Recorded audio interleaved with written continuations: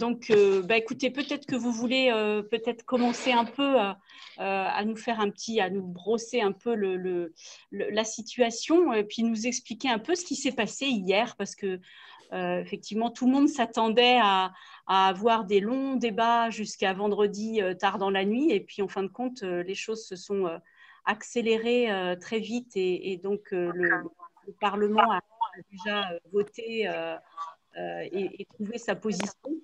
Bien que vous nous expliquiez un peu ce qui s'est passé.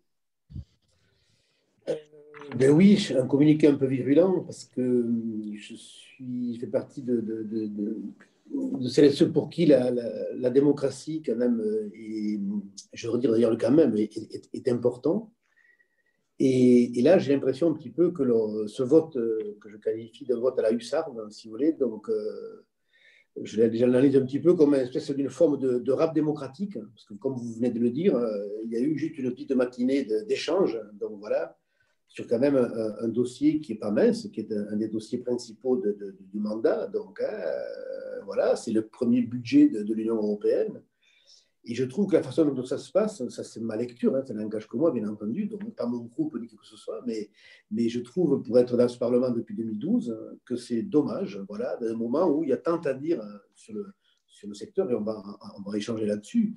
Oui. Mais de mon point de vue, dans tous les cas, il n'y avait, comment dire, je me suis déjà exprimé là-dessus, mais il n'y avait aucune urgence, dans tous les cas, de le faire dans ces conditions-là. Qui plus est, la technique donc aidant, les conditions sanitaires aidant, en tout cas bloquant le principe, tout d'un coup cet affolement et cette volonté d'accélérer un process, alors que nous sommes sur la réforme pour les anciens parlementaires depuis 2018, finalement, donc, et là tout d'un coup, ouf, en une semaine, tout doit être bâclé finalement. Voilà. Et c'est dommage. Alors c'est dommage d'abord du point de vue de la plénière, pour vous, pas pour vous les journalistes, mais en tous les cas, pour vous et votre métier, et le fait d'être des médiateurs par rapport aux 400 millions d'Européens, donc on n'a pas le temps finalement d'aller dans le détail, etc. Et c'est dommage, je le redis, pour la démocratie, parce que même nous, au sein des groupes, si vous voulez, donc, le débat a été tronqué. C'est-à-dire, pour moi, la démocratie, on peut être d'accord, pas d'accord, mais on échange, et ensuite, effectivement, tandis que là, si vous voulez, le fait de cette accélération a fait que sur les points essentiels, j'ai l'impression que bon nombre de parlementaires vont voter, si peut-être les limites, donc, sans forcément avoir la mesure du sens de leur vote. Voilà. Bon. Alors nous, on est dans la machine, si vous voulez, pour ceux qui sont dans la grille. J'espère que c'est moins pire pour nous, mais pour, sur les 700 parlementaires européens, 705, voilà. Donc tout ça, c'est bien dommage. Voilà. Et le fait que le vote, vous savez, il était avancé hier matin, oui. Et ensuite il était reculé, c'est parce que là, c'était trop quand même. On a failli voter quand même sur les premiers amendements du volet plan stratégique, si vous voulez, sans avoir pu en débattre dans nos groupes respectifs. Voilà. Ce qui, quand même, en termes de démocratie, à minima, je dirais à minima, donc, voilà. Ça n'a pas beaucoup changé la chose, mais quand même, je trouve que c'était là pour le coup, alors pour des raisons que j'ignore, ne me demandez pas la raison précise, mais donc, du coup, on a beaucoup élevé la voix en disant, écoutez, il y a un minimum. Nous, on avait, comment dire, les listes de vote dans nos groupes sont arrivées au fil de l'eau, c'est-à-dire donc là, nous, on y est, bien sûr, depuis la semaine dernière, quasiment le jour et la nuit, mais parce que c'est un lourd sujet, pour essayer de remplir ce contrat, finalement. Mais je continue à dire qu'il n'y avait aucune obligation d'aller aussi vite. Voilà. En plus, je vais terminer là-dessus, mais comment dire, concrètement, le Conseil s'est mis d'accord cette nuit, semble-t-il. Il faut regarder dans le détail quel est le contenu de l'accord. Bon, si les éléments que j'en ai, ce n'est pas quand même terrible, voilà, mais bon, on va voir. Hein. Donc, ça veut dire quoi? Que nous sommes au mois de novembre, on va dire ça comme ça. Donc, il reste 2 mois à la présidence allemande. Alors, à part de vouloir régler la PAC, si vous voulez, donc, là, il nous faut plus sur un coup de force pour que la présidence allemande ait un bilan positif, si vous voulez, sur son mandat. Je ne vois pas, parce que je vois pas comment on va faire ça. Moi, j'ai fait des trilogues sur le règlement sur l'agriculture biologique, et sur d'autres d'ailleurs, mais où ça prend quand même plusieurs mois si on veut respecter nos travaux. Et donc là, vouloir régler la PAC entre le mois de novembre et le mois de décembre, mi-décembre, on va dire ça comme ça me paraît, comment dire, au-delà d'un principe, comment dire, ambitieux, mais pas forcément respectueux, là aussi, des co-législateurs, quoi. Voilà. Et je pensais… Rappelez-nous qui prend la présidence à partir de C'est janvier. Le Portugal. D'accord. Voilà. Et donc, on est déjà dans le tuilage d'ailleurs. Donc ça veut dire, moi je pensais, sincèrement, qu'on pouvait prendre un peu de temps au stade où nous en sommes. Quoi, hein. On n'a pas réglé la question du cadre financier pluriannuel. Ça ne vous a pas échappé. Donc, parce que là, on vote la réforme sans avoir précisément, si vous voulez, le montant du budget de la réforme.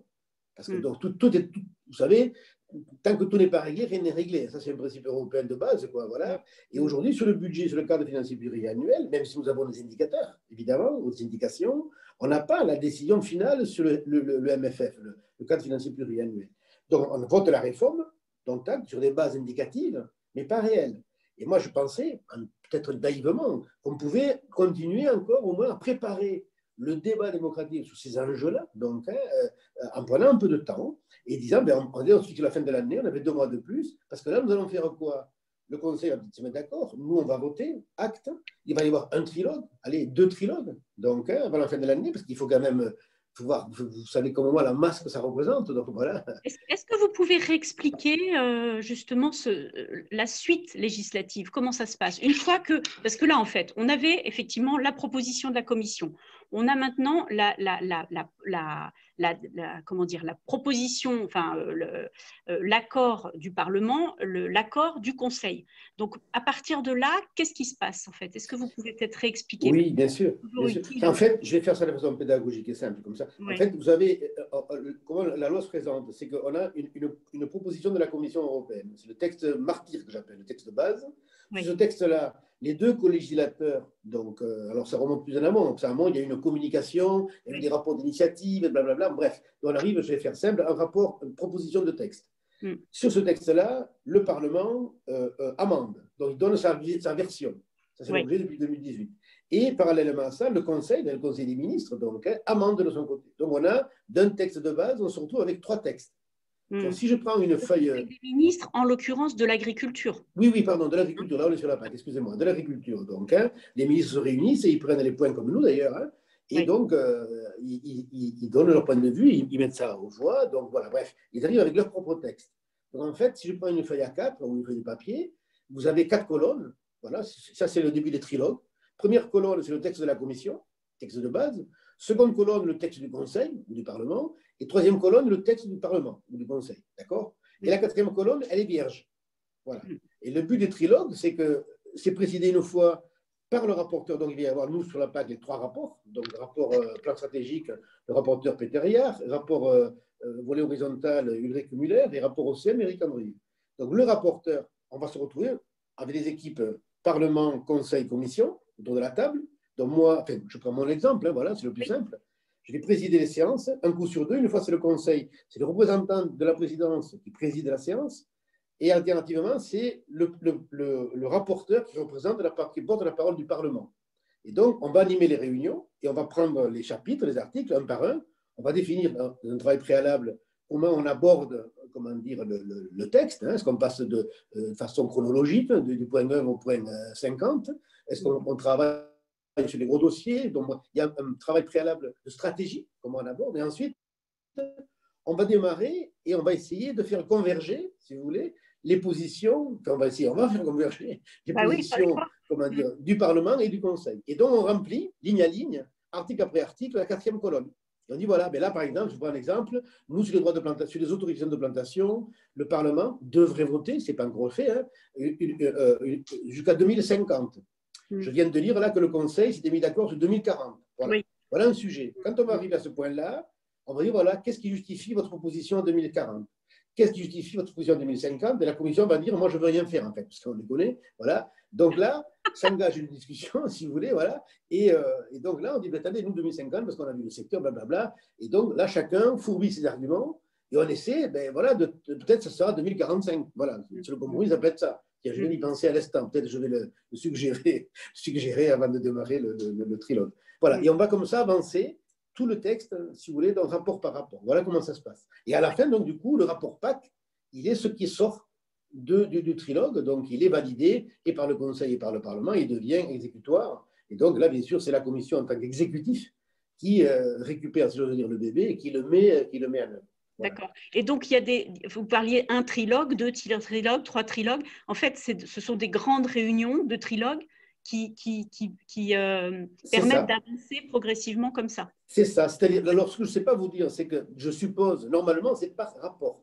Les trilogues s'organisent par rapport. Donc là, ce que je pense qu'il va y avoir des trilogues sur le volet plan stratégique, des trilogues sur le volet OCM, des trilogues sur le volet horizontal, Oui, d'accord. Ça dans la sera pas formule que l'on volé, en connaît. fait. Voilà. Et Les trois ensuite, si vous textes. voulez, voilà, ça va avancer parallèlement. Et Mhm. donc là, ça dure des nuits entières, hein, parce que Bah c'est oui. long. Voilà. Et là, mais on ne peut pas les faire trop rapprochés, puisqu'il faut, quand on fait un trilogue, c'est des réunions qui durent très longtemps. Donc, hein, en fait, ça dure, je ne sais pas moi, on va démarrer à 20h, on va finir à 2h du mat. Et voilà, c'est un petit peu ça le travail.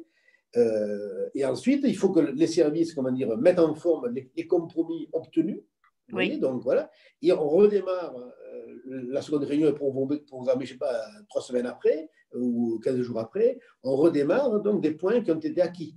Et en D'accord. gros, ce qu'on n'arrive pas à trancher, pour te dire, il y a une expression qui est quand même intéressante, je le livre pour vos collègues journalistes également, c'est que on met entre crochets. Quand on arrive, que c'est trop Ah, tendu, on dit, oh là, on n'arrive pas à voir ce qui va en sortir. Donc, on met entre crochets. Donc, si vous voulez, sur les textes faciles, normalement, ça va assez vite.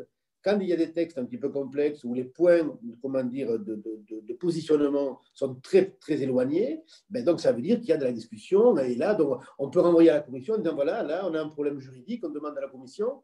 La commission, normalement, dans ces moments-là, je dis bien normalement, donc, hein, elle n'a pas pouvoir d'opportunité. C'est-à-dire, donc, elle est là pour faciliter le travail entre les co-législateurs. Bon, c'est un peu théorique, à vrai dire, ça. Hein. Dans la vraie vie, si vous voulez, donc, chacun essaie de fourbir ses armes pour.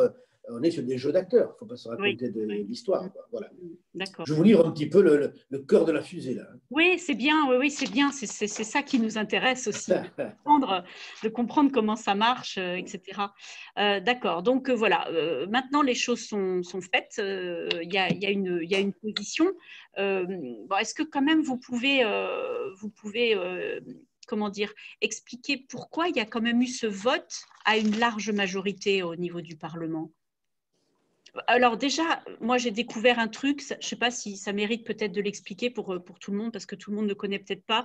Moi j'ai découvert qu'effectivement, il y avait 600 amendements, mais en fait, en votant une quarantaine d'amendements de compromis, les choses allaient très vite en fait. Euh, Non, il n'y a pas 600 amendements, il y en a 1351, c'est ça? 600 en plénière. 600 en plénière. En tout, plénière plus comité. Voilà, en gros, globalement, nous, on a travaillé sur 1350 et quelques, c'est ça, amendements. Donc, 600 qui sont arrivés en plénière. Pourquoi? Parce qu'en fait,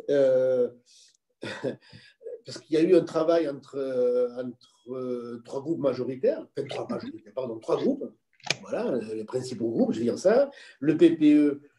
Alors, attendez, on parle bien, qu'on se comprenne bien, parce qu'il y a, je dis sur la PAC, si vous considérez que la PAC, c'est pour les plans stratégiques, c'est ça dont on parle là, parce qu'il y a trois rapports, je le redis, trois dossiers oui, il y a qui font la globalité de la réforme. Si vous voulez. ouais. Plan stratégique, je le redis, OCM et le volet horizontal qui traite du suivi et du contrôle de la réforme, c'est un vrai problème d'ailleurs, donc, et de la question de la réserve de crise. C'est l'autre le volet. Voilà.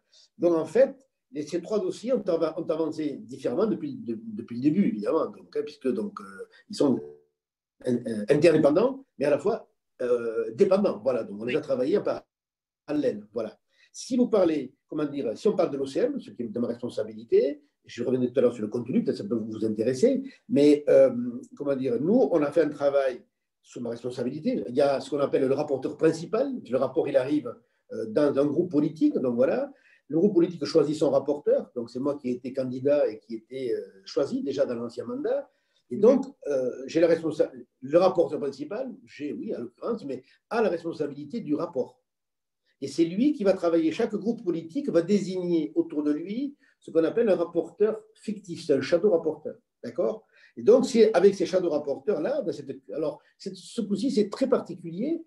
Je ne vais pas vous ennuyer avec tout ça, c'est de la procédure, mais vous m'arrêtez, hein, parce que là, je rentre là-dedans. Mais Oui. si vous voulez, et nous, depuis le début de ce mandat-là, donc, en fait, pour tout dire, la réforme, le texte, c'est 2018. Je reprends un petit peu de retour en arrière. Nous avions, depuis 2018, sur un texte que j'ai toujours considéré mauvais, mais ça, on va pouvoir en discuter tout à l'heure certainement, donc de la Commission, c'est-à-dire pas à la hauteur des enjeux. Et depuis, on essaie d'ailleurs de ramer derrière ce texte pour essayer de lui donner du contenu, de l'épaisseur, de la superbe, etc. Alors là, il y a deux écoles. De mon point de vue, nous n'y sommes pas parvenus. Voilà. Et du point de vue d'autres, nous y sommes parvenus. Bon, nous verrons bien à l'expérience ce qu'il a amené. Bref. Mais dans l'ancien mandat, j'étais déjà rapporteur, donc j'avais mes shadow rapporteurs, il y avait les shadow des autres groupes, et nous avions déjà fait le travail pour amender le texte de la commission, qui avait été voté en commission de l'agriculture. Les 3 textes, d'ailleurs, avaient été votés en commission de l'agriculture. Mais ça s'est arrêté là, puisqu'on n'est pas arrivé à la plénière, puisqu'il y a eu l'élection et un nouveau mandat. Donc, l'élection a eu lieu, un nouveau Parlement est arrivé, et donc nous nous sommes retrouvés en commission de l'agriculture, et là, la nouvelle commission de l'agriculture a décidé, donc, de réouvrir certains articles, si vous voulez, de ces 3 textes-là, pour les mettre en débat avec les nouveaux parlementaires, et on a refait le travail. Si vous voulez, par exemple, pour ce qui me concerne, j'ai 60% des articles qui avaient été votés, qui n'ont pas bougé depuis le dernier mandat, mais on a réouvert 22 articles. D'accord. Et donc, on a retravaillé ces 22 articles avec les nouveaux députés, donc, depuis un an, finalement, pour trouver des compromis sur ces nouveaux 22 articles. Voilà. D'accord. Et c'est ce qui est en vote aujourd'hui. Alors, en plénière, on vote, si vous voulez, les articles qui avaient déjà fait l'objet d'un vote dans la commission de l'agriculture la dernière fois, et qui n'a pas souffert de contestation, ou des réouvertures, et on vote les nouveaux articles réouverts. D'accord. Voilà. Okay. Par exemple, on a voté en bloc. Moi, la partie, j'ai des feuilles, j'ai des papiers partout, là, mais la partie des articles de 1, je ne sais plus combien, à je sais plus combien, 200 et quelques, bref, ils ont été votés en bloc, parce qu'ils n'ont pas été réouverts, ils avaient déjà été votés dans la commanderie. Et c'est sur ces articles-là que les députés, à loisir, ont pu amender. Comme ils ont pu amender sur les nouveaux 22 articles qui leur ont été proposés. Je ne sais pas si je suis clair, hein, mais... Je pense que oui. D'accord, très bien. Alors, on pourrait peut-être justement parler de justement ce texte OCM unique. Pour vous, au final, quels sont on va dire les points forts de ce texte aujourd'hui? Bien sûr. Bien sûr. Déjà, il faut savoir que dans la proposition de la Commission, et d'ailleurs, le commissaire nous l'a encore redit hier en plénière, et ça, je trouve ça assez cocasse finalement, c'est qu'il y avait très peu d'éléments dans la proposition sur la PAC de la Commission européenne sur le volet OCM unique. Comme si vous voulez, en 2020, les marchés agricoles étaient enfin stabilisés, ils étaient devenus stables, donc à l'infini, comme s'il n'y avait aucun problème. Comme s'il n'y avait pas de suicide d'agriculteurs, comme s'il n'y avait pas de problèmes sur le secteur, comme s'il n'y avait pas de crise sanitaire, si vous voulez. Donc, hein. Or, nous, évidemment, depuis le début, on a toujours dit que c'était quand même pas très sérieux. Je veux bien qu'on ait une vision libérale du monde agricole, c'est tout à fait, tout ça se discute, évidemment, on a des approches différentes. Mais je fais partie de ceux qui pensent, et là, apparemment, à l'évidence, tous les groupes partagent ce point de vue-là, que les marchés, je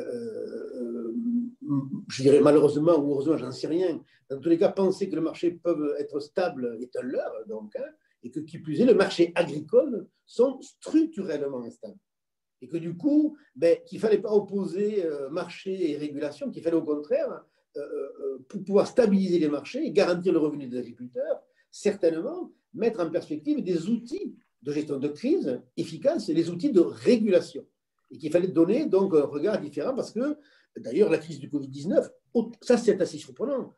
Dans le début de la discussion, bon, ça ne vous a pas échappé qu'il y a plusieurs groupes politiques dans ce Parlement et qu'on a des idées différentes du monde, et c'est la beauté de la démocratie, quoi. Hein.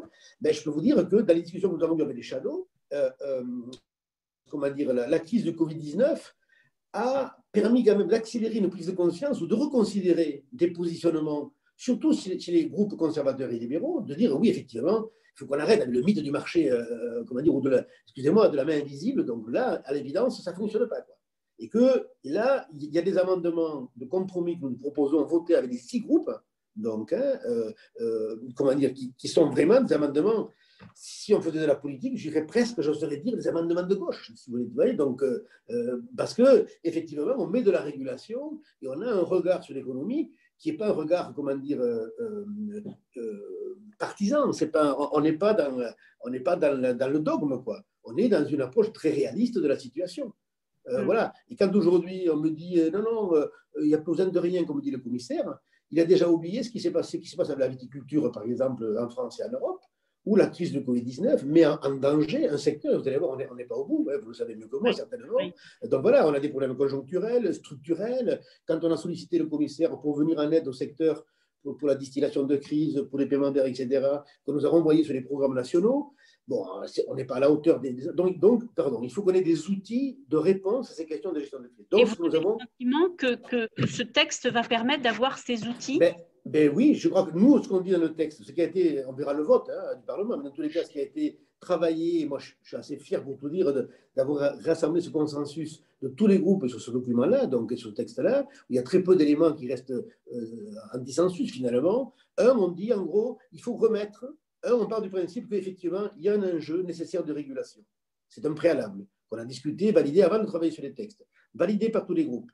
Et donc, on a travaillé là-dessus. On dit qu'il faut que la Commission européenne reprenne le rôle qu'elle n'aurait jamais dû perdre, c'est qu'elle revienne au cœur donc, de la régulation. Et donc, première étape de la fusée, j'ai envie de dire, on demande à la Commission européenne de jouer son rôle de régulateur sectoriel.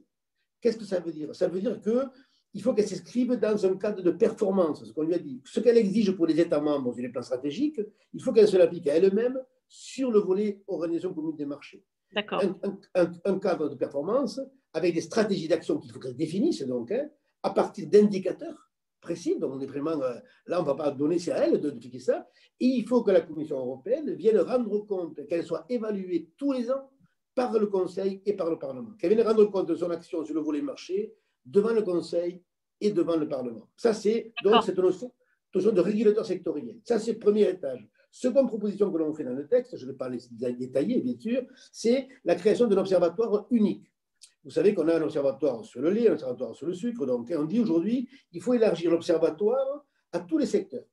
C'est-à-dire qu'on mette en place, il favorise la transparence, donc la communication des informations, du secteur, des États membres, et qu'on ait une vision européenne. On est sur le marché commun. On est à 450 millions de citoyens européens. Il faut qu'on favorise la transparence, c'est-à-dire les remontées des données, un petit peu comme ça se fait dans la filière. L'observatoire, il est sur les prix. Exact. On est d'accord. Et sur les situations, pour pouvoir déclencher, le cas échéant, donc, des alertes précoces, donc anticiper, ne pas revivre ce qu'on a vécu sur le lait dans les années de crise, donc, et déclencher les outils de gestion de crise. Dans les outils de gestion de crise, qu'est-ce que l'on a? On a l'aide au stockage privé, on garde l'aide au stockage public pour la fin, voilà. Mais entre-temps, on peut permettre du retrait volontaire des produits, comme on l'a fait pour les compenser par la Commission. Ça, c'est une vote à l'unanimité, je le redis, dans des membres donc, des groupes, là, dans la réunion Shadow.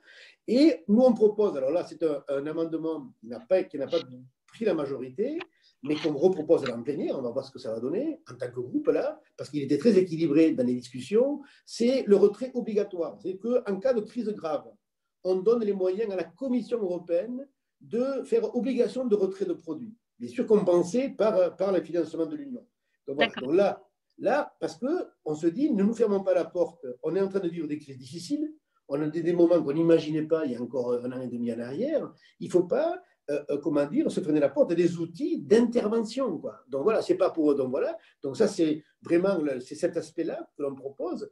Et ensuite, on va, par exemple, sur les AOP et JG, ce qui se passe pour le vin, le jambon et le fromage, vous comprenez très vite, c'est d'élargir sur les AOP ce que l'on a pour le vin, jambon et fromage. Quand vous observez le comté en France, pour un exemple très précis, quand on maîtrise toute la filière donc, de la production de l'amont jusqu'à l'aval, on voit bien que c'est un élément de régulation. C'est-à-dire que si on voit bien que la demande est moins forte, on va réduire l'offre, on va réduire la production. Et que donc là, ça se passe pour certains secteurs, il faut l'élargir à tous les secteurs. Ce que nous proposons donc aussi dans ces textes-là.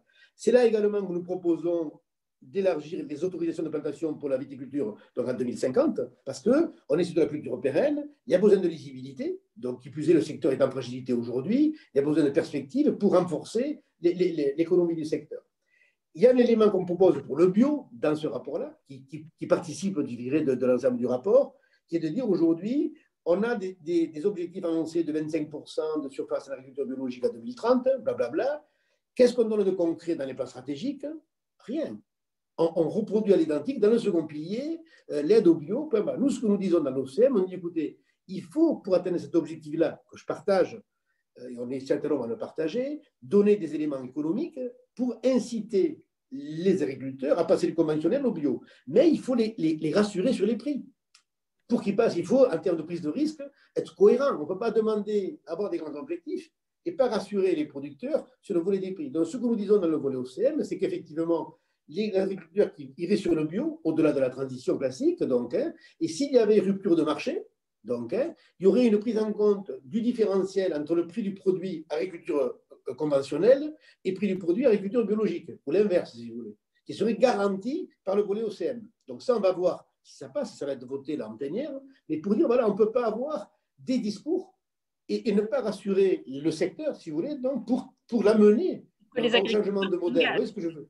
Voilà, il faut qu'on soit clair. Enfin, je le pense, dans tous les cas. Autrement, alors, très bien. Après, je vais terminer. Il y a le volet, je vais arrêter là-dessus. Il y a le volet, si vous voulez, donc organisation de producteurs et organisation de l'interprofession, qui est un volet essentiel de nos rapports, où là également, on dit, aujourd'hui, pour schématiser, on a un aval qui est très organisé, niveau national, européen et international, et on a un amont qui est toujours atomisé, quoi. Donc, il faut donner des moyens supplémentaires aux OP et aux OI, donc, de pouvoir se structurer pour, comment dire, donner une force plus importante donc à l'amont, avec le souci permanent de la répartition de la valeur. Voilà, un petit peu pour faire vite. Après, il y a sur le vin les étiquettes, il y a sur le vin donc, la partie du vin désalcoolisé, on peut en parler. Il y a la question de l'amendement sur la dénomination des viandes, qui est un sujet aussi en soi. Donc, voilà, bon, là, je suis à votre disposition pour aller. Mais les deux grandes structures du rapport, c'est vraiment tout le volet régulation et tout le volet organisation donc, du secteur. Et organisation de producteurs, pour aller au bout, qu'est-ce que vous proposez comme outil pour pouvoir les aider à s'organiser justement au niveau des organisations de producteurs? Alors là, on est dans un étage, on va proposer par exemple d'aller dans les conseils d'administration, d'ouvrir si vous voulez. Donc, alors là, il faudrait qu'on aille dans le détail donc, de l'organisation, mais je peux vous proposer ça dans le détail technique si vous voulez. Donc, mais vraiment, c'est de renforcer l'organisation de producteurs. Voilà, pour qu'ils aient l'organisation de producteurs. Exactement, des moyens plus forts sur l'ensemble de la chaîne. D'accord, très bien. Alors, il y a un sujet dans l'OCM unique là, qui a fait débat autour Après, on rentrera aussi sur les éco-régimes parce que je pense qu'il y a des demandes autour de ce sujet. Mais rapidement, sur les burgers véganes, le terme…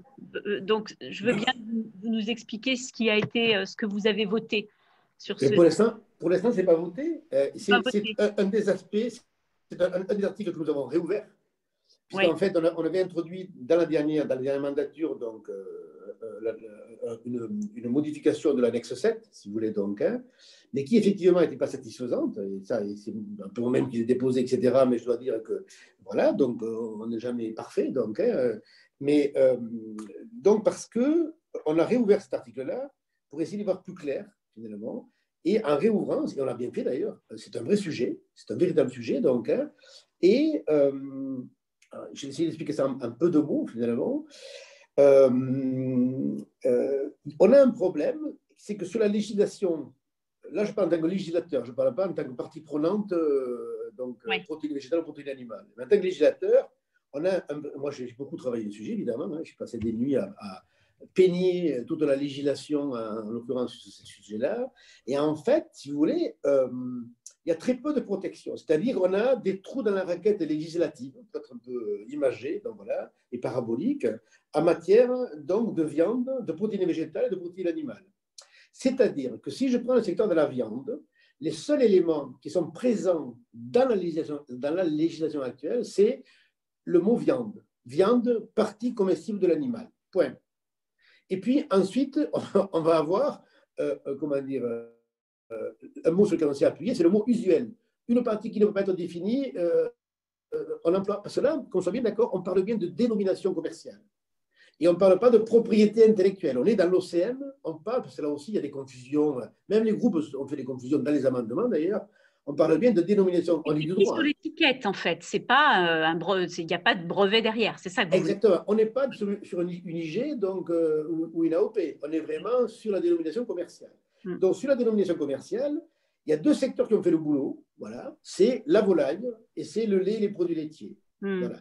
Tout le secteur de la viande autre, si vous voulez, bovin, ovin, caprin, équin, les lagomorphes, là, dans les lapins, etc., il n'y a rien dans les textes. Donc, ce que nous proposons, donc moi, quand j'ai comment dire, travaillé ça donc, de façon, je pense, exhaustive, ou peut-être prétentieux, mais dans tous les cas, importante, voilà, restant modeste, donc, hein, et j'ai regardé les textes, on avait ces notions-là de viande, ces notions-là d'usuel, ces notions de traditionnel. Lorsqu'on entend le mot traditionnel, c'est 30 ans, c'est comme un vieux vin, 30 ans d'âge, finalement, d'utilisation du terme, donc là, il est protégé. Mais pour le reste, aujourd'hui, vous pouvez appeler aujourd'hui une côtelette végane, vous pouvez appeler une hampe veggie, vous pouvez appeler un aloyau, si vous voulez. En termes de termes, si vous voulez, il n'y a pas de protection. Ça, c'est la réalité du moment. Donc du coup, qu'est-ce qui se passe? J'ai dit, écoutez, là, il faut être... parce que du coup, moi, j'étais moi-même très surpris, hein, donc voilà. Et j'ai dit, et il faut qu'on ait une approche rationnelle. Donc moi, ce que j'ai proposé, et c'est le guide de mon travail, de ma proposition, c'est de dire, pour moi, il y a trois axes. Premier axe, il faut que l'on soit clair dans l'information du consommateur. Aujourd'hui, on ne peut pas dire n'importe quoi, n'importe comment, voilà. Et second et troisième axe à équivalence, c'est qu'il faut qu'on traite de façon équivalente le secteur de la protéine animale et le secteur de la protéine végétale. Voilà. Et donc, à partir de là, on a fait un travail et donc, on s'est rendu compte que ce n'était pas l'annexe 7 qu'il fallait modifier, mais qu'il fallait revenir sur le contenu législatif. Et c'est pour ça que moi, je propose la modification de l'article 78, donc, hein, qui dit, en fait, qu'est-ce qu'il dit l'article? Il dit aujourd'hui, il s'adresse à la Commission, il dit à la Commission, en gros, la législation est incomplète, et on fixe des guidelines dans cet article-là pour dire, voilà, on vous demande de travailler sur un complément de législation, mais en fonction de tel et tel axe. Quels sont les axes? Les axes, c'est les trois que je viens de vous donner. Consommation, équivalence de traitement, protéines végétales, protéines animales. Mais une fois qu'on a dit ça, on dit quoi? On dit, il faut qu'on traite de la viande, des morceaux de viande, des découpes de viande, des préparations de viande et des produits à base de viande. Parce que là, c'est des décisions différentes. Et à partir de là, donc, on prend en compte le côté traditionnel, mais aussi le côté usuel. Très concrètement, burger vegan, voilà, aujourd'hui, on est dans l'usuel. J'ai revu encore ce matin là, mes courses pour tout vous dire. Donc, parce que le traditionnel, il y a une donnée précise, c'est 30 ans d'usage. L'usuel, il n'y a rien. Le burger, donc, ça n'existait pas il y a 30 ans. Non, voilà. Donc, pas que aux États-Unis. Donc, c'est pas si simple que ça. Mais je vais terminer mon propos. Mais l'usuel, est-ce que ça remonte au premier siècle, donc après Jésus-Christ? Est-ce que c'est il y a 100 ans, 50 ans, 2 ans, 2 jours, 1 jour, 1 heure? Bon. Donc là, il y a des données. Moi, je ne suis pas. Oui. Donc, il y a un vrai travail à effectuer. Donc, l'idée, c'est de dire c'est un vrai sujet. Vrai sujet. Si on veut protéger le secteur de la viande, ben, il faut vraiment se donner les moyens de le faire. Et si on veut permettre au secteur végétal, parce que derrière ce secteur-là, qu'on soit clair, je dirais que l'industrie du végétal, parce que quand il y a des rumeurs, des articles, tout le monde y va, les lobbies, tout y va de tous les côtés, n'est pas plus vertueux, je suis désolé, que l'industrie de l'animal. Et inversement. Donc nous, on doit se positionner, non pas, ça c'est ma position, hein, nous sommes des législateurs. Moi, je me considère comme tel. Dans tous les cas, dans ma fonction, et on doit essayer d'être serein d'abord, c'est pas toujours facile, et ensuite d'avancer, comment dire, avec une logique et une approche. Voilà. Et que donc, effectivement, je pense qu'il y a des choses qu'on pourra, je pense, alors ça, c'est mon point de vue dans l'État, mais je ne suis pas juriste, donc ce n'est pas mon taf, mais dans tous les cas, je pense qu'il y a des éléments d'usage sur lesquels on ne pourra pas revenir. J'en sais rien, mais moi, je pense, si on allait vers là, parce que le vote n'a pas eu lieu, et je ne sais pas trop si mon texte sera majoritaire, j'en doute, ou si on va aller, je pense qu'à la sortie, aucun des textes sur la table, ni des amendements, peut ne être voté. Donc, en gros, quel que soit le scénario, si c'est le mien qui passe, on garantit qu'on va retravailler la législation. S'il ne passe pas, ben, on reste en l'état. Si aucun texte ne passe, majoritairement, c'est la législation actuelle qui s'applique. Mais ça ne protège pas pour autant le secteur de la viande, et ça ne protège pas, voilà. Il n'y en a pas. Parce que sur le secteur du végétal, j'alerte là, parce qu'il y a des collègues qui sont là également, c'est que, de mon point de vue, il faut qu'on soit très précis, parce que ça peut être le premier pas, si vous voulez, vers ce que j'appelle l'alimentation cellulaire. Et donc, ça peut très vite déraper, parce que derrière, il y a des enjeux financiers énormes. Et donc là, on ne parle pas d'agriculture, de santé humaine, d'alimentation ou autre, on parle de financiarisation, si vous voulez, d'un secteur de l'alimentation. Donc, on est sur des choix de société qui peuvent nous amener loin. Et moi, je pense que le législateur, il doit mesurer l'importance du sujet il doit travailler là-dessus avec beaucoup de rationalité et pas prendre parti pour l'un, pour l'autre. Oui, il faut protéger le modèle d'élevage qu'on a sur le méchu, qui fait partie de cela, mais ce n'est pas en s'arc-boutant. Vous voyez ce que je veux dire? Donc, on peut gagner sur le court terme, mais on ne gagnera pas sur le long terme, parce qu'il y a des forces en présence qui ne sont pas les mêmes, avec les mêmes moyens. Et que donc, nous, on doit garantir l'équité. L'équité, ça c'est mon point de vue, l'équité du traitement. Voilà. D'accord, très bien, merci.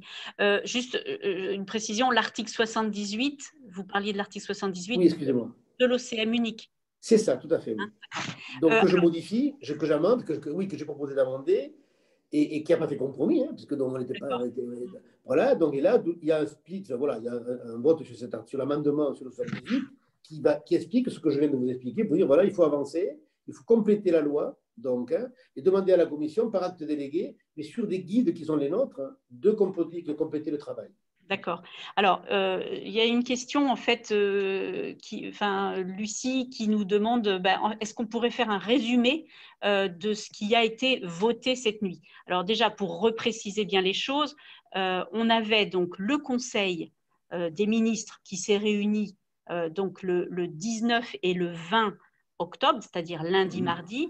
Et donc, au bout de ces 2 jours, ils sont arrivés en fait à un texte, à un compromis, enfin un texte, une position unique, hein, d'une part. Et puis de l'autre, on avait le Parlement, c'est ça qu'il faut bien comprendre, il y avait en même temps, on va dire, dans la même semaine, le Parlement européen qui devait se réunir du 20 au 23 et en fait qui a voté en une journée, donc cette nuit.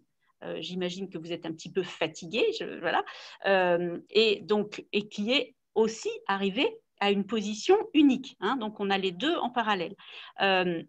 Alors, il y avait des points qui étaient particulièrement tendus et qui ont qui ont provoqué la crispation déjà depuis un certain temps, c'est ces fameux éco-régimes et quelle est la part du budget du premier pilier qui sera consacré aux éco-régimes, en sachant que les éco-régimes, c'est on va dire une part du budget qui est mobilisé. J'attends avec impatience votre définition, parce que comme on n'arrive pas ici à la définir. Qui est mobilisé pour les questions environnementales, ou en tout cas pour mettre en œuvre des mesures environnementales supplémentaires par rapport à ce qui existait déjà, c'est-à-dire aux mesures agro-environnementales. Donc, vous nous aviez expliqué l'autre jour que c'était une liste à l'après-vert dans laquelle les États membres pourront choisir en fait des mesures particulières. Alors, au final, vous me reprenez hein, si je me trompe, mais donc le Conseil a voté sur un 20% du budget du premier pilier et le Parlement a voté sur 30% du budget du premier pilier. Ça, c'est des compromis, c'est ça? C'est bien ça. Hein, alors, oui, alors je ne sais pas, vous voulez que je réagisse ou pas encore? Ah oui, allez-y. Oui, alors ça, c'est assez surréaliste, mais bon, je n'aurais pas dû commencer par ça, mais le Parlement, donc hier, parce qu'en fait, les premiers votes sur la réforme ont commencé hier à 20h. Voilà, donc là, on a eu les résultats de ces votes-là. En fait, on a voté sur les compromis. On a voté sur combien il y en avait, les compromis? 11, les 11 compromis, si vous voulez, donc, sur lesquels se sont arrêtés les groupes PPE, Renew et SND. D'accord? Et on a voté ces compromis-là hier soir, voilà, et donc on a eu les résultats ce matin. Donc, effectivement, les 11 compromis ont été votés dans l'annexe 3, qui est celle sur ce qu'on appelle les bonnes pratiques environnementales. Bon, je ne vais pas rentrer, voilà. Et dans ces compromis-là, il y avait effectivement le volet 30% sur les éco-schemes, les éco-régimes. Et donc, je vais dire 2 mots quand même, parce qu'il faut savoir d'où on part, de quoi on parle, d'où on part et de quoi on parle. Et le Conseil, donc, alors, j'aime bien mon ministre pour tout de l'agriculture, donc je ne dis pas ça tout le temps, mais là j'ai échangé avec lui et je trouve qu'il est plutôt intéressé par le domaine et intéressant sur son approche. Mais il dit ce matin une vraie logique agroécologique. Bon, quand on sort d'un compromis des conseils des ministres avec 20% sur les éco-régimes, je ne suis pas convaincu que ce soit voilà, un vrai bon compromis pour l'agroécologie. Pourquoi je dis ça? Quelle est la structure de la PAC actuelle? Voilà. Je vais essayer de ne pas me mettre en colère, parce que cette semaine, c'est le débat, c'était ça. La PAC actuelle, c'est sur le premier pilier. Alors, au-delà du fait qu'on perd 10% en termes de budget globalement, hein, donc qui ne sont pas compensés par les 8 milliards d'euros sur les plans de relance là qu'on a obtenus, mais on perd 10%. Le volet global de la PAC, globalement, perd 10%. Ça aurait pu être pire, comme vous disent certains, mais pour l'instant, la réalité, elle est celle-là. De 883 milliards, on passe à 830 globalement. Hein, donc voilà. Mais le premier pilier, quelle est la structure du premier pilier? Je vais vraiment schématiser. On a aujourd'hui, là, dans la PAC actuelle, on a 60% pour les aides découplées du premier pilier, dont les aides donc à l'hectare. Hein, voilà, Oui. donc voilà, je ne vais pas revenir sur le couplage, etc., mais globalement. Et on a 30% de réservés, d'obligatoires, donc, hein, pour ce qu'on appelait le greening, le verdissement. Rappelez-vous. Et dans ces 30%-là, sur le premier pilier, 30%, d'accord, c'est européen avec 3 conditionnalités européennes. Le chômage d'intérêt écologique, la diversification des cultures et les prairies naturelles. Mais on est sur un socle européen. Donc, 60 et 30. Très bien. Donc, on a 30% pour l'environnement.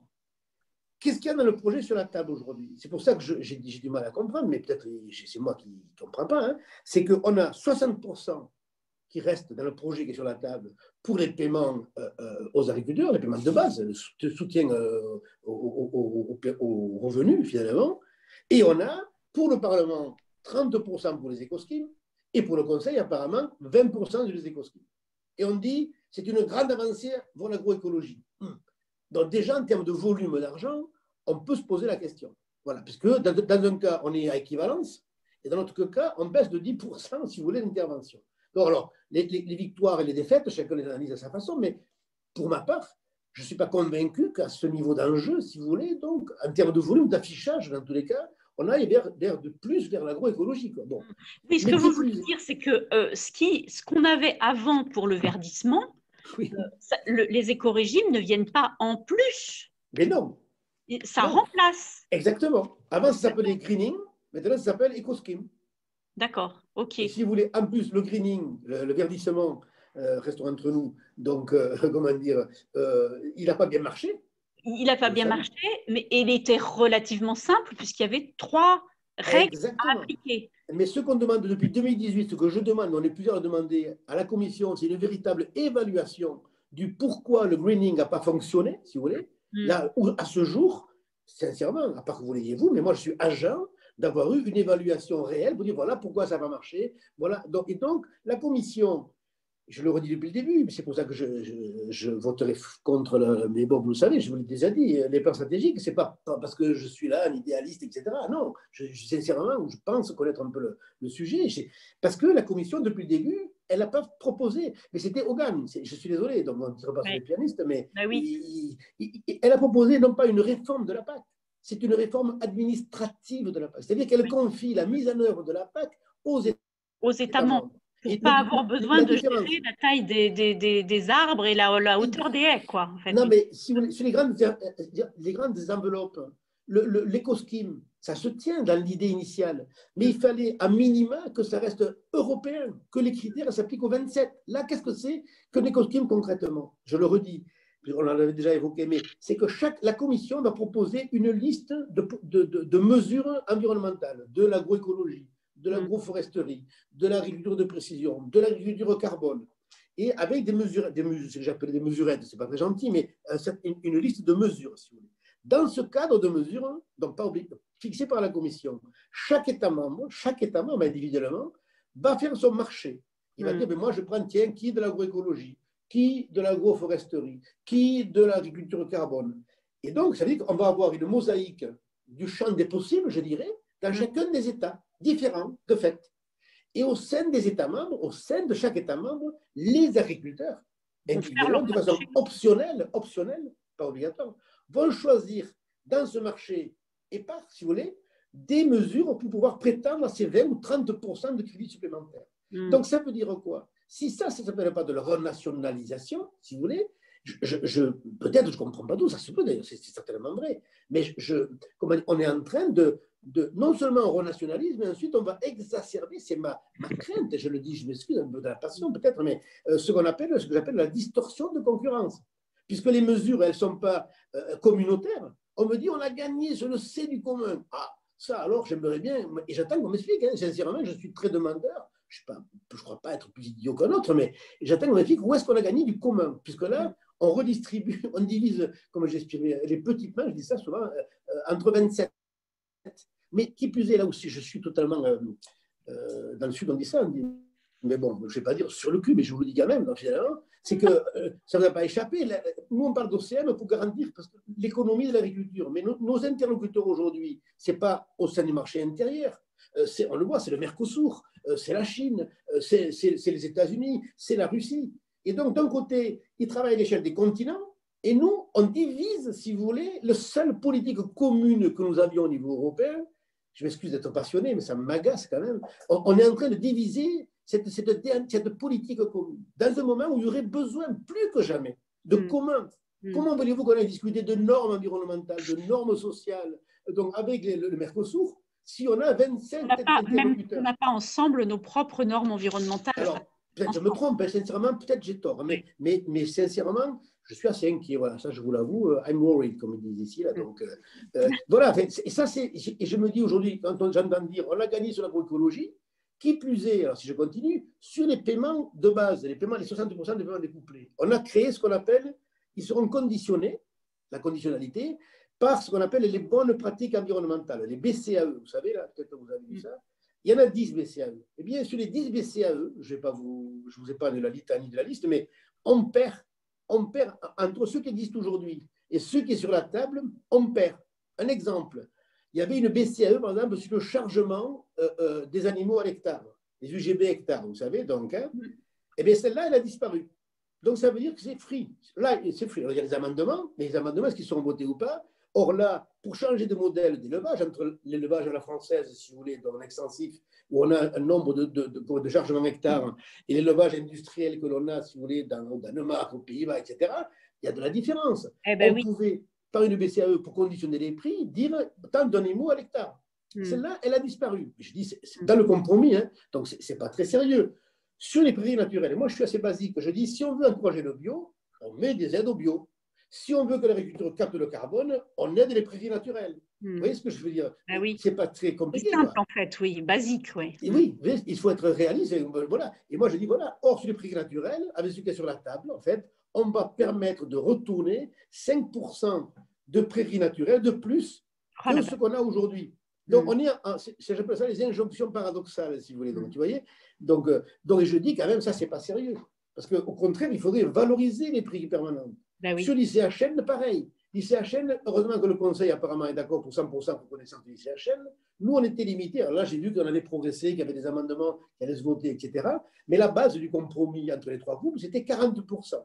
Je me dis, mais c'est pas sérieux. 40% de quoi? C'est-à-dire reconnaître l'ICHN, si vous voulez, donc, hein, reconnaître, en gros, ça veut dire, pour faire rapide, reconnaître le pastoralisme, si vous voulez, pour 40% donc, de sa valeur dans sa réponse aux actions climatiques et environnementales. Or, s'il y a bien un modèle agricole qui répond au côté vertueux, si vous voulez, donc, de l'agriculture et qui permet de dire, voilà, moi, je réponds aux enjeux climatiques, hein, parce que plus je fais brouter mes bêtes, plus la densité du végétal s'épaissit, plus je renouvelle la biodiversité. Donc, s'il y a un modèle agricole qui répond au Green Deal, au Farm to Fork et à la stratégie de biodiversité, c'est bien le modèle pastoral, si vous voulez. Oui. Et là, on est en train de moins le considérer. Bon, donc là, je me dis, sincèrement, bon. Et ensuite, sur le second pilier, excusez-moi, je vais jusqu'au bout, comme ça, après on discute. Hein, et sur le second pilier, là, on a gagné, c'est vrai. Parce que sur les mesures agro-environnementales du second pilier, je rappelle que le second pilier ne représente que 20% de l'enveloppe globale. C'est-à-dire que là où on a 250 milliards de côté, on a 77 milliards de l'autre sur le second pilier. Et sur le second pilier, si vous voulez, les mesures agro-environnementales, qui est le seul élément contractuel important pour les agriculteurs, là, c'est vrai, nous passons de 30% en termes de volume à 35%. Voilà. En fait, tout ça, pour ça, on a gagné 5%, si vous voulez, dans le second pilier sur les MAEC. Quoi. Eh bien, écoutez, si ça, on appelle ça une victoire au regard du Green Deal, de Farm to Fork ou de stratégie de biodiversité, je dois avouer que je suis assez inquiet. Voilà. Mais sur le fond, alors après, mais quand on cache les schémas et quand on ne sait pas d'où on part, tout le monde dit aujourd'hui, ouais, 30% sur les MAE, c'est beau. Mais je dis oui, on était à 30% la dernière fois, on n'a pas gagné beaucoup. Oui, les coskimes, vous vous rendez compte de 30% sur les coskimes? Mais je dis ouais, mais on avait 30% sur le verdissement, quoi. Où est la différence? Il y a un peu, on renationalise, quoi. Donc, si vous voulez, je dis, il faut savoir, peut-être lever le nez Et je ne dis pas que les copains qui ont bossé sur les rapports, sur les lignes à ligne, je sais ce que c'est, on a passé des nuits et des nuits là-dessus, ils ont fait le boulot, quoi. Mais le problème, il n'est pas le travail d'avoir gagné 0 gramme à l'hectare ou d'avoir gagné 1 centime là. Il est un problème de schéma général. Qu'est-ce qu'on veut faire de l'accompagnement au modèle agricole? C'est comme sur les plafonnements, si vous voulez. Les plafonnements, aujourd'hui, vous le savez, dans l'Europe de l'Est, il y a des agriculteurs qui gagnent 10 milliards d'euros. Vous entendez, c'est énorme parce qu'on est sur les kolkhozes, etc., ou les anciens kolkhozes, etc. Si on ne plafonne pas, quoi, il y a des inconséquences. Maintenant, en France, vous connaissez bien la question avec les baux, le problème on a sur le foncier. Quand une transition se fait d'un père en fils, il n'y a pas de problème. Quand un agriculteur veut transférer des baux à un autre agriculteur, donc hors cadre familial, il y a des règles, il y a des plafonds. On n'accepte pas n'importe quoi. Mais en France, vous savez, quand c'est une société qui est propriétaire des baux, il peut les transférer donc à un oligarque A, qui va les transférer à un oligarque B. Il y a des sujets comme ça où si on ne plafonne pas, si vous voulez, on favorise la spéculation. Enfin, Oui. après, si on veut faire de la spéculation, il n'y a pas de souci, on fait de la spéculation. Mais et sur le plafonnement des aides, c'est quoi aujourd'hui au final, le Parlement, il s'est positionné sur quoi sur le ce plafonnement? n'est pas voté, c'est voté, je crois, cet après-midi. D'accord. Donc, mais sur la table, ce qu'on a, on a 60 000, ça c'est notre position, et la mienne que je défends. Là. Il y a à la base les 100 000, voilà, et puis il y a une proposition d'1 million d'euros. Voilà. Mais 1 million d'euros, même moi j'ai voté plus pour te dire, parce que je me dis, si 60 000 ne passe pas, si 100 000 ne passe pas, parce qu'il faudrait qu'au moins, parce que le million d'euros, pour la France, ça paraît beaucoup, mais quand on regarde les propriétés même en France, c'est un sujet quand même sur le rapport au foncier. Quoi. Je ne vous parle pas des pays de l'Est. Quoi. Donc, et donc là, on attend ce qui va passer, mais ça c'est un choix. Et nous, s'il n'y a pas plafonnement, moi j'ai voté pour plafonnement et dégressivité, parce que je pense que ce n'est pas incompatible et c'est complémentaire. Vous savez, la dernière fois, on avait fait la dégressivité, par exemple, la dégressivité sur les 52 premiers hectares, hein, vous vous rappelez donc ce qui avait été mis en œuvre. Là, ça revient, mais dans le compromis entre les trois groupes, on fait de la dégressivité à 6%. C'est pas sérieux. Nous, on était. Qu'est-ce que ça veut dire dégressivité? Ça veut dire que vous donnez plus d'aide à des exploitations de petite et moyenne taille. Ah oui, en d'accord. France, C'est c'était la base de 50 hectares en France. Exactement. En France, la moyenne, c'est 52 hectares. On a dit, voilà, on répartit différemment les aides, on va donner plus à des entreprises agricoles qui sont dans la moyenne, voilà, donc pour répartir et pour éviter qu'il y ait une course à l'avant aussi, donc à l'hectare et au foncier. D'accord. Alors, je vais peut-être maintenant ouvrir à des questions enfin des participants. Est-ce que quelqu'un veut poser une question? Est-ce que vous avez… Et excusez-moi, c'est un peu long, tout ça, c'est un peu technique. Oui, c'est complexe, mais voilà. Est-ce qu'il y a quelqu'un qui veut poser une question? Sinon, j'ai de quoi encore poser des questions, mais est-ce que tout le monde a compris? Quelqu'un veut demander une précision? Non, tout va bien? Oui, c'est ça. Est-ce que c'est clair? Parce que là, c'est assez complexe. C'est ça, c'est complexe. J'essaie de faire un peu de pédagogie aussi, parce que je ne connais pas le public et les gens qui sont autour. Là, mais... Juste une chose, parce que vous disiez, qu'est-ce qui reste à voter d'ici la fin de la semaine, là? Oh, beaucoup. Hein. On n'a pas commencé à voter. Là, on continue à voter le rapport hier, c'est-à-dire le plan stratégique. Je pense qu'aujourd'hui et demain, je regarde mon collaborateur, demain encore, ce soir. Et je sais pas, on n'a pas encore, à part qu'on l'ait reçu, là, on n'a pas on va voter donc, ce soir à 20h. Là, on vient de voter à 14h45 avant de démarrer notre séance. On va voter ce soir à 20h. On revote demain, il y a 3 votes par jour. Hein. Demain matin, demain milieu d'après-midi, début d'après-midi, demain soir, donc jeudi soir. Pardon. À vos souhaits.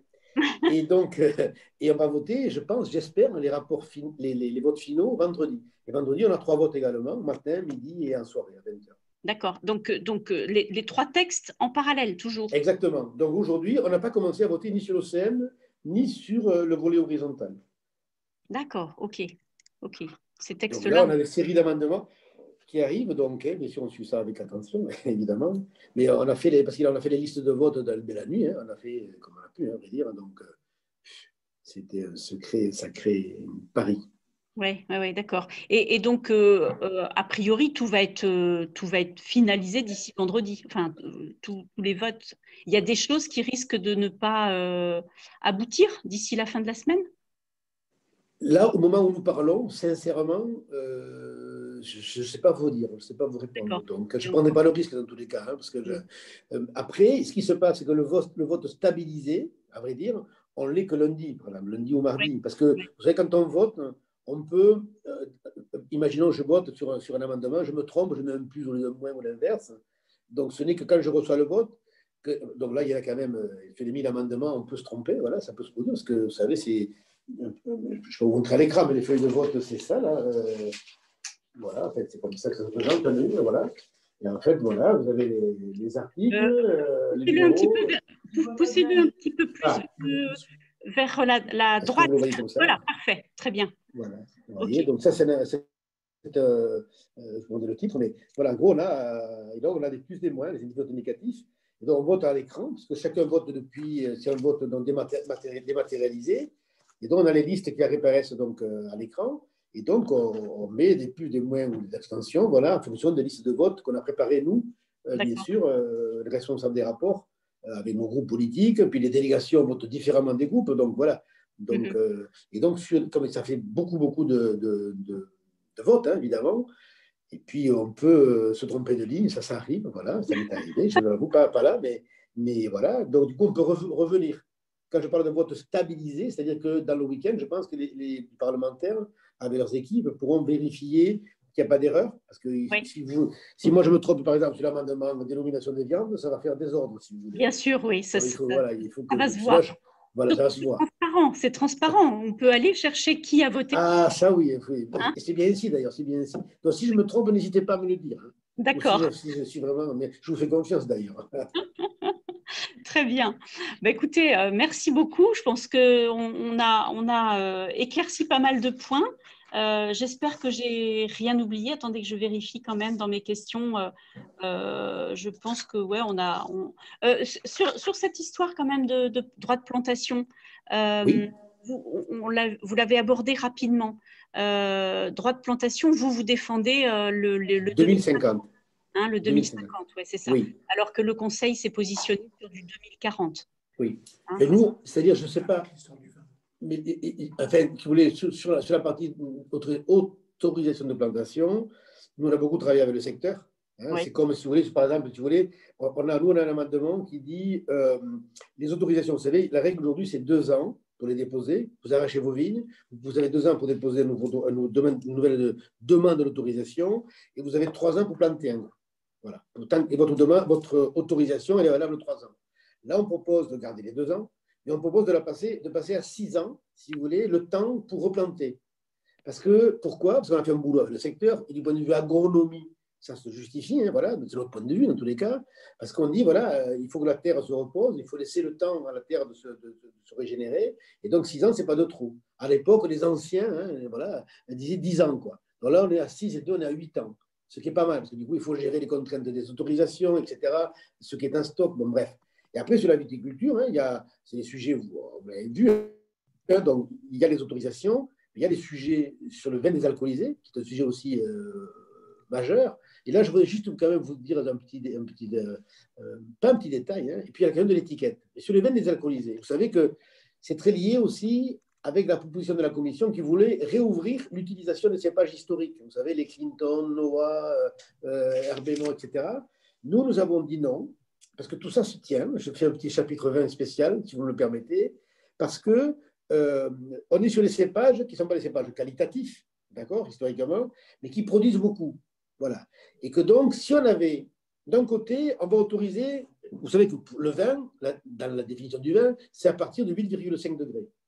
Voilà. Donc, je reviens un petit peu en arrière. Et au-dessus, bien sûr. Hein. Donc, le problème que l'on rencontre aujourd'hui, c'est qu'on a un mode de consommation qui est en pleine évolution, ça ne vous a pas échappé. On a une catégorie, les jeunes publics, hein, bon, les musulmans également, mais surtout les jeunes publics, qui vont vers des vins avec moins chargés en alcool, des vins apéritifs. C'est pour ça qu'on voit bien la montée en force des blancs, des rosés, donc, etc. Et donc, on voit bien qu'il y a un comportement qui est en train de muter, mais c'est à grande échelle, ce n'est pas un petit sujet. Hein. On a beaucoup d'études là-dessus, bien sûr. Et donc, on a dit, attendez, deux choses de l'une. Soit, parce que certains ont dit, oui, mais en dessous de 8,5, ce n'est pas du vin. Pour moi, pour ma génération, effectivement, moi j'aime bien un vin charpenté, donc voilà, c'est comme ça. Mais on ne peut pas considérer les évolutions de la consommation uniquement en fonction de ses goûts, parce que ça, même si certains le croient encore aujourd'hui, ici, dans cette maison-là, au Parlement. Donc, on a dit, attention, comment on fait? Si on ferme ce marché-là entre le 0,5, entre le 0 et le 8,5, au secteur de la viticulture, qui va saisir l'opportunité? Eh bien, de notre point de vue, c'est le secteur de la chimie. Vous savez, c'est comme le principe du Canada Dry. Là. Ça a l'odeur du Canada Dry, comment dire, la couleur du Canada Dry, mais ce n'est pas du Canada Dry. Voilà. Et là, on pouvait prendre ce risque-là. Donc, ce que nous avons fait, on a dit non. Donc, on a beaucoup travaillé sur le sujet. Ça, c'est à mon initiative, je le reconnais, même ça a été lourd. Hein. C'est de dire il faut que ce segment-là du marché n'échappe pas au secteur de la viticulture. Donc, on va produire du vin avec tout le processus œnologique. Voilà. Et ensuite, on va désalcooliser le vin. On va retirer l'alcool du vin. Et donc, comme ça, les vignerons, donc, vous savez, je vois le Bordeaux aujourd'hui qui a des difficultés, non pas conjoncturelles, mais structurelles. Hein. Je ne dis pas qu'il faut que le Bordeaux fasse du vin à moins de 8 degrés, ce n'est pas la question. Hein. Mais ça doit permettre au secteur de se saisir d'une part de marché, sans quoi ça l'aurait échappé, quoi. Oui. Vous voyez ce que je veux dire? Donc, c'est des sujets qui ne sont pas mineurs. Ce n'est pas pour dire oui, parce que certains ont des militants du vin à 14, d'accord. Mais aujourd'hui, les gens n'en veulent plus. Exactement. Oui. Donc, comment on fait? Donc, ça veut dire qu'entre 0,5 et 8,5… Il faut s'adapter au marché, en fin de compte. Exactement. Voilà. Mais ça, c'est de notre responsabilité. Voilà. Et donc, entre 0,5 et 8,5, effectivement, on pourra avoir du vin. Et le sujet est à l'identique pour l'étiquetage, pour l'information des consommateurs. Là, j'ai beaucoup travaillé avec le secteur. Ça m'a pris beaucoup de temps, parce qu'au départ, ce n'était pas facile, hein, en disant, attention, les modes de consommation évoluent, là également, on lit pas mal d'études, hein, et je disais depuis le début, les gens, le consommateur a besoin de savoir ce qu'il ingère, solide ou liquide. Et si vous n'anticipez pas le marché, là on passe sur une plaque de 7 ans en gros, hein, ça veut dire si on n'anticipe pas par rapport à ça, et qu'on ne met pas, des indicateurs pour savoir ce qu'il y a dans la bouteille, je pense que vous pouvez potentiellement perdre des parts de marché au regard de l'évolution de la consommation. Et le résultat, c'est quoi? C'est qu'on est d'accord pour mettre sur l'étiquette les calories, avec un symbole, hein, donc alors tout ça est précisé dans les textes, mais également traiter les ingrédients. C'est-à-dire que les ingrédients, au choix du producteur, seront soit sur l'étiquette, certaines le demandent, soit indiqués de façon dématérialisée. C'est-à-dire que vous aurez l'idée, l'image, c'est un QR code sur l'étiquette, et vous pourrez, quand vous allez commander une bouteille, chercher, voir ce qu'il y a dans ma bouteille. Est-ce qu'il y a beaucoup de sulfite, pas beaucoup de sulfite? Est-ce qu'il y a de l'alcool, pas de colle, etc. Blablabla. Voilà. Et ça, c'est le sujet qui peut rester mineur. Mais pourquoi je le lis aussi au cépage traditionnel? Parce que si on autorise du vin sans alcool, et qu'on avait ouvert sur les Clinton, Isabella, etc., on pouvait avoir, une vraie poussée sur ces cépages-là qui déstabilise les cours auxquels sont arrivés globalement donc le secteur avec beaucoup d'intelligence. Et que donc, du coup, on dit, écoutez, la décision, c'est qu'on autorise, on rend légal ce qui est illégal aujourd'hui. Ces vins sont illégaux aujourd'hui. Donc, ce qu'on dit dans les textes, dans les amendements qu'on propose, c'est qu'on maintient à surface égale la possibilité de replanter les cépages historiques que vous avez. Vous avez du Clinton pour 1 hectare, vous pouvez remettre du Clinton pour 1 hectare. Ça nous permet de ne pas fermer la porte, mais à la fois d'étudier l'évolution de ce qu'on peut œnologiquement produire avec ces vins-là, ces cépages-là, mais tout en gardant quand même la garantie d'une structure économique, rationnelle pour le secteur de la viticulture. Voilà un petit peu, excusez-moi d'avoir été un peu précis sur le vin, mais c'est un secteur sur lequel on a beaucoup travaillé, parce que, bon, il le vaut bien, comme les autres d'ailleurs, mais voilà. Mais vous avez une sensibilité. Alors, j'ai 2 dernières questions, puis après, on va arrêter parce qu'on est en train de déborder un petit peu. Là, c'est Delphine Gay qui pose cette question. Avez-vous senti des évolutions importantes dans les positions soutenues par les autres pays? Et si oui, lesquelles? Et sur quel sujet? Est-ce qu'il y a des clivages, en fait, selon les pays ou selon les groupes de pays? Des évolutions? Non, on a toujours le même clivage. En gros, vous avez les pays de l'Est qui sont contre le plafonnement. Oui. Voilà. Oui. Les Roumains, tout groupe confondu, pour ne pas les citer, ils vont être contre le plafonnement. Voilà. Oui. Mais à la fois, comment dire, là où on a eu des discussions, c'est que le prix de l'hectare, si vous voulez, donc en Roumanie, n'a rien à voir avec le prix de l'hectare en France. Oui. Ben oui. Ils sont contre le plafonnement parce qu'ils disent on ne comprend pas, nous on perçoit moins d'aide qu'un agriculteur français ou espagnol ou italien, mais on ne parle pas des mêmes choses. Donc l'idée d'une convergence, ce n'est pas une convergence à sens unique. La convergence, elle va dans les 2 sens. Donc oui, il y a encore des clivages qui restent historiques, j'ai envie de dire, donc, qui restent forts, sur le couplage en particulier. Voilà, donc, et ensuite, alors c'est assez… Dans ce Parlement, ce que je trouve assez nouveau, c'est que dans chacun des groupes politiques, si vous voulez, alors, je ne sais pas si c'est un bien ou un mal, mais dans tous les cas, ça a beaucoup perdu de son homogénéité. Il y a beaucoup de positions au sein des groupes Donc, et beaucoup de différences au sein même de chacun de ces groupes. Vous voyez. Donc, ça veut dire que, par exemple, sur la question du plafonnement ou de la, de la question des oligarques, on l'a évoqué tout à l'heure, qui sont en train de dominer. Vous allez en Slovaquie, il y a des pressions énormes par rapport aux petits agriculteurs, il y a des sociétés qui viennent donc, et qui font des pressions pour récupérer le foncier, etc., pour avoir les aides de la PAC. Oui. Donc là, on a des amendements qui nous viennent de députés PPE, donc allemands, de Bavière, ou de Tchèques d'ailleurs, donc, qui disent, voilà, attention, il faut limiter l'aide, il faut contrôler à partir de 500 000 euros, il faut vraiment se donner les moyens à l'échelle européenne de contrôler ce qui se passe en matière de transactions foncières, par exemple. Donc, il y a des amendements qui nous disent, attention, il faut vraiment surveiller ce qui est en train de se passer du point de vue du foncier et mettre à l'amende, etc. Et donc, il y a vraiment une sensibilité qui est assez transgroupe, j'ai envie de dire. Oui, oui, oui. Donc, voilà. C'est plus complexe qu'avant. Oui, alors, après, on va avoir les pays méditerranéens qui sont très branchés d'huile d'olive, donc voilà, les Espagnols, pour ne pas les citer. On est plus, comment dire, c'est les pays par les sensibilités par culture, j'ai envie de dire. Voilà. Et nous, ce qu'on a introduit, beaucoup, ça c'est le groupe SND, c'est le volet social, qui n'est pas passé dans le compromis SND, PPE, donc Renew, mais c'est le volet social, donc des agriculteurs, donc sur lequel j'espère que les amendements passeront, mais ça on verra, hein, donc, parce qu'il en va aussi de la protection, finalement, de l'ensemble des travailleurs du monde agricole. Et une autre question, dans les écorégimes, est-ce qu'il y a des éléments sur le bien-être animal ? Alors, aujourd'hui, sincèrement, je n'en sais rien. Dans la longue liste. Alors, aujourd'hui, dans la liste, si vous voulez, moi, je parle de la liste qui est sortie du compromis des 3 groupes. Oui. C'est une liste indicative, si vous voulez. Parce qu'en fait, dans les faits… Pour l'instant, il n'y a rien de voté. Non. Et ensuite, c'est la Commission européenne qui va proposer, elle, sa propre liste. C'est là où je suis un peu inquiet. D'accord. En fait, c'est pour ça qu'aujourd'hui, on vote un 20% ou un 30% sans savoir ce qu'il y a dedans. Exactement, voilà, vous avez tout compris. Sans savoir du tout ce qu'il y a dedans. Parce qu'aujourd'hui, quand vous avez parlé de cette cinquantaine de mesures, ça n'est qu'une proposition, qu'une proposition des 3 groupes parlementaires, PPE, Renew et SED. Exact. Pour dire à la Commission, inspirez-vous de notre proposition pour que vous fassiez, vous, si vous voulez, donc des propositions. Et là où je ne suis pas très, très rassuré, c'est que lorsque le commissaire est venu devant la Comagri pour nous expliquer ce qu'il voyait, lui, dans les échos, l'agroécologie, voilà, pardon, je cherche un mot. Il a dit, je prends l'exemple du bio, par exemple. Donc, ça, je vous mime le commissaire, je vous retransmets, c'est transcrit, c'est pas pour vous. Il dit, mais on va encourager le bio, mais pas le bio, pas la certification du bio, parce qu'il ne faut pas quand même embêter trop les agriculteurs. On va encourager les agriculteurs pour qu'ils aillent, vers du bio. Vers un bio light, en gros. Voilà, on appelle ça, j'ai dit, vous venez d'inventer le bio low cost. Voilà, donc, hein. Mais ça, c'est pas, sincèrement, c'est pas, si on entre là-dedans, c'est pas très sérieux, quoi. Ou on fait du bio parce qu'il y a de l'enjeu agronomique. Là, pour une fois, il y a un cadre européen qui est clair. Il a été suffisamment débattu suffisamment longtemps pour considérer qu'il est clair. Vous savez, j'étais shadow rapporteur sur ce rapport, ça a duré 3 ans. Et quand il a dit ça dans la Comagri, le président de la Comagri, Norbert Linz, était avec moi shadow rapporteur pour le groupe du PPE, et c'était Martin Osling qui était rapporteur principal. Et on était 3 dans la salle. Et je me suis levé, j'ai dit à Linz, j'ai dit, mais président, vous entendez ce que nous dit le commissaire, ce n'est pas possible. On a passé 3 ans sur ce règlement. Donc, et aujourd'hui, on est en train de le mettre de côté. On dit finalement, ça ne sert à rien. Moi, commissaire, je vous dis, on va accompagner du bio low cost.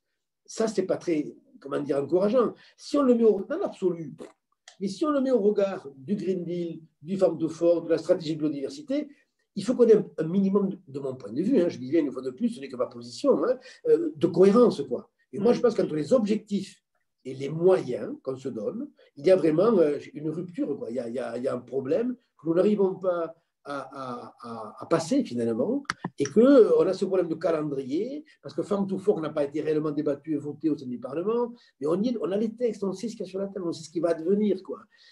Et voilà, bon, bref. Très bien, écoutez, merci beaucoup. Je pense que globalement, tout le monde a pu poser ses questions, et puis si y a besoin d'éléments complémentaires… Oui, bien sûr, technique, et qu'il ne faut pas hésiter. On peut vous rappeler, on peut, voilà, vous êtes sans doute disponible et votre équipe… Bien sûr, bien sûr. Merci, et puis merci à vous. On va suivre ça de très près. Merci beaucoup. Merci beaucoup, merci à vous. Et merci à tous. Au revoir. Au revoir. Retrouvez l'actualité de l'AFJA sur www.afja-asso.fr.